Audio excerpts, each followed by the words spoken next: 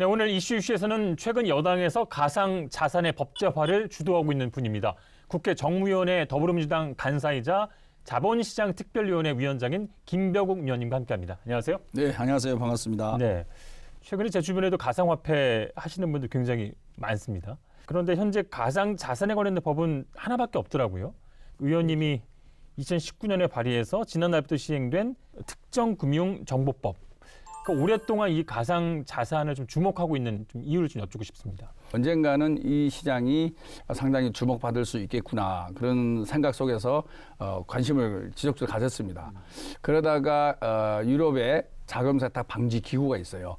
거기서 테러 자금의 이동 수단이 될 수도 있고 불법 자금의 세탁 수단이 될 수가 있다. 그러니 이 가상 자산을 거래하는 거래소들은 이런 자금 세탁 방지와 테러 자금 방지, 그다음에 실명 확인 이런 것을 거치는 게 좋겠다라고 저희 나라에 공고를 해왔죠. 예. 그래서 그 공고 내용을 법에 담은 게 방금 말씀하신 특검법입니다. 예. 예. 미래를 좀 예견을 하셨네요. 예. 최근에 고위 당정청 협의회에서 이제 가상 화폐가 아니라 가상 자산이라고 정의를 했더라고요. 의미가 좀 있는 겁니까? 이 특검법을 만들 때도 다양한 용어가 거론이 됐습니다. 암호화폐, 암호자산, 예. 가상화폐, 가상자산 이렇게 쭉 거론이 됐었는데요. 아무래도 이 화폐라고 하면은 법령적으로 거래가 잘 돼야 되잖아요. 예. 그리고 또 지급 결제의 수단이 돼야 되고 또 저축으로도 활용이 돼야 되고 독립적이고 배타적인 중앙은행이 있는데 화폐라는 용어를 쓸 수 있느냐 이런 다양한 의견이 모여서 법적 용어는 지금 가상자산으로 되어 있습니다. 예. 현재 뭐 시장의 규모라고 할까요? 어느 정도 좀 보고 계세요?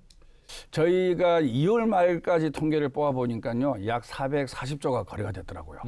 작년 한 해 거래된 것이 370, 80조?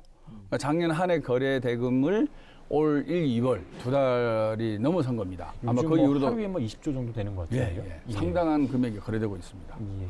최근에 윤성수 금융위원장 발언이 좀 논란이 됐습니다. 예. 가상 자산에 들어간 분들까지 우리가 뭐 예를 들어서 그림을 사고 판다는 것까지 우리가 그걸 다 보호해야 될 대상이냐는 부분에서는 좀 생각이 다르고요. 관심 갖고 보호해야 된다 이런 거는 저는 생각이 않습니다. 잘못된 길로 가면은 잘못된 길로 간다고 분명히 이야기해 줄 필요가 있다고 저는 생각을 하고요. 윤성수 위원장 이 발언 어떻게 보셨습니까? 그분이 어떤 의도로 그런 말씀을 하셨는지는 짐작은 갑니다만 예. 3, 4년 전부터 대한민국의 가상자산 시장이 뜨거웠거든요. 이런 그 엄연한 현실을 좀 더 직시하면서 그리고 혹시 금융당국으로서 모자란 점을 어떻게 보완을 할 거냐 그러한 관점에서 좀 접근을 해주시고 투자자 보호를 어떻게 하면은 금융당국에서 잘할 수 있을까라는 관점에 접근해 주셨으면 좋았는데 그렇지 못한 발언이 나와서 되게 아쉬웠고 실망이 컸습니다. 제가 말씀드린 투자자 보호는 투자자가 투자한 원금의 손실이나 손해가 났을 때 금융당국이 보전해 주라 이게 아니고 투자자 입장에서 어떤 코인이 거래가 되고 있고 그 코인의 내용이 어떻고 그다음에 그 회사가 화이트 페이퍼에서 얘기한 대로 제대로 그 프로젝트가 제대로 이행이 되고 있는지 이런 것들 체크할 필요가 있거든요.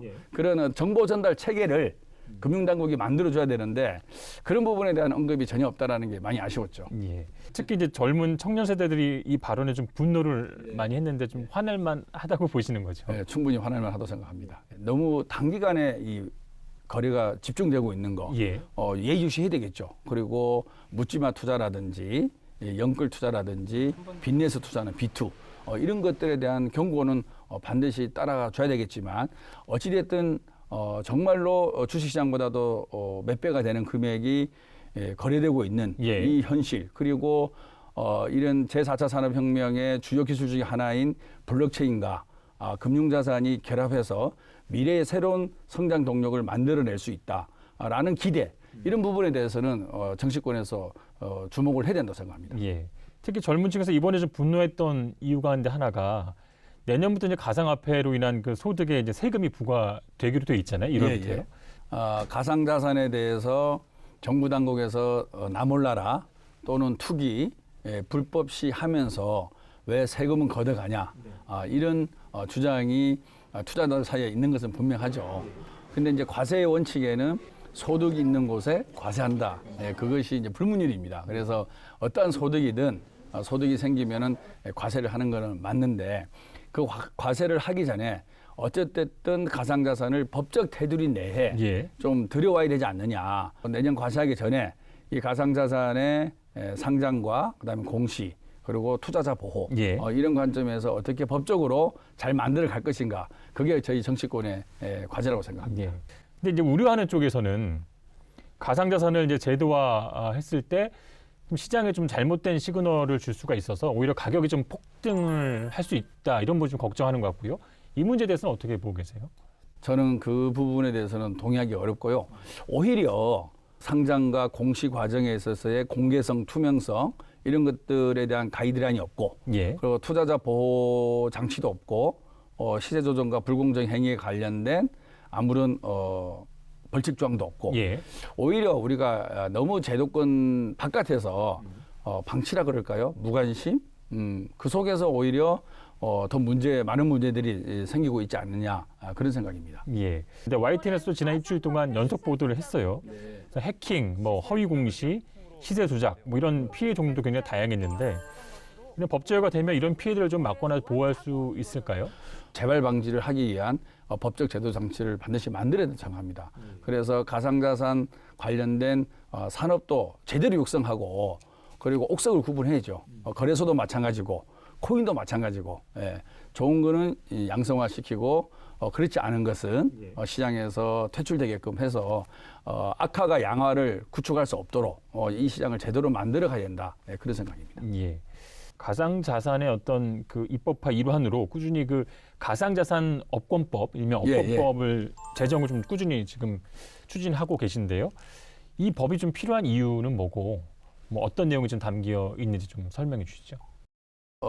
가상자산의 개념 정의 그리고 거래소가 기본적으로 지켜야 될 의무 그리고 상장이라는 과정을 어떻게 규정할 것이냐 공통된 가이드라인이 필요한지 안 그러면 거래소별로 자유를 둘 건지 그다음에 공시의 대상 어떤 내용들을 공시하는 게 좋은 건지 그다음에 공시의 주기 뭐 이런 것들 그리고 시세 조종이라든지 불공정 거래에 대한 금지 규정 그걸 위반했을 때 처벌 그리고 그거를 상시적으로 모니터링할 수 있는 시스템을 어디에 둘 것인지 뭐 그런 것들이 담길 필요가 있지 않느냐 그런 생각입니다. 머릿속에 다 있는 것 같으신데요. 예. 공부를 내립니다. 예. 그러니까 뭐 해외 사례도 굉장히 꾸준하게 좀 스터디를 해오신 걸로 알고 있습니다. 예. 최근에 세미나도 하시고 다른 나라들의 어떤 관련된 규정이랄까요? 어떻게 되어 있습니까? 일본 같은 경우는 당국에서 코인 거래를 승인을 합니다. 지금 제가 알고 있기로는 한 20개 정도의 코인이 승인을 받아서 거래가 되고 있고요.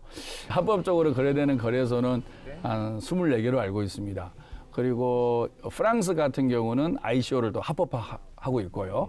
그래서 각 나라 사정과 그다음에 금융산업 발전, 그다음에 사회적 컨센서스에 따라서 다양한 법 체계를 갖고 있는데 저희도 해외 사례를 잘 분석을 해서 진짜 우리 산업의 발전이 되고 투자자들이 믿고 거래할 수 있는 코인을 중심으로 시장을 좀 재정비할 필요가 있지 않을까 생각합니다. 이제 미국이나 캐나다 등 이제 해외에서는 이제 가상화폐로 좀 결제를 실질적으로 하거나 또 투자 상품도 좀 만들어져 있고요.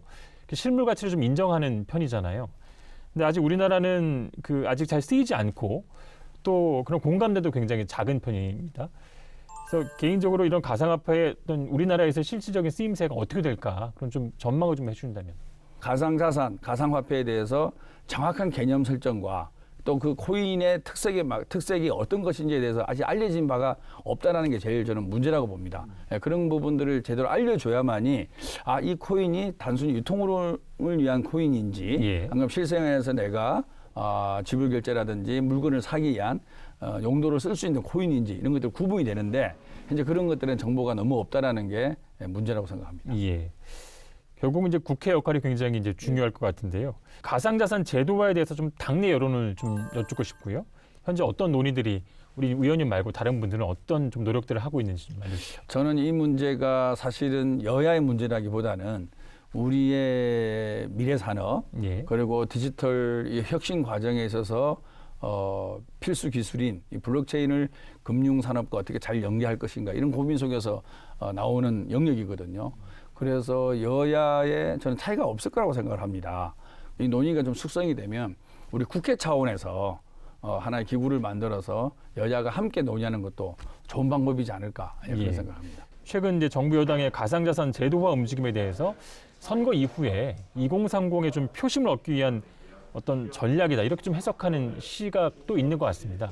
이 부분에서는 어떻게 생각하십니까? 저희가 법을 만들다 보면은 그 법에 운명이 있는 것 같아요. 이해충돌 방지법만 하더라도 8년 전부터 논의가 시작됐거든요.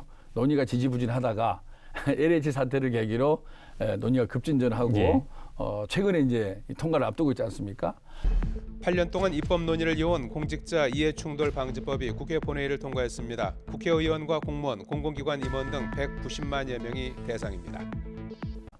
이 가상자산 관련된 법도 사실 최근에 이제 거래가 많이 되고 있다가 원성수 위원장님의 발언으로 이 핫 이슈가 된 거 아니겠습니까?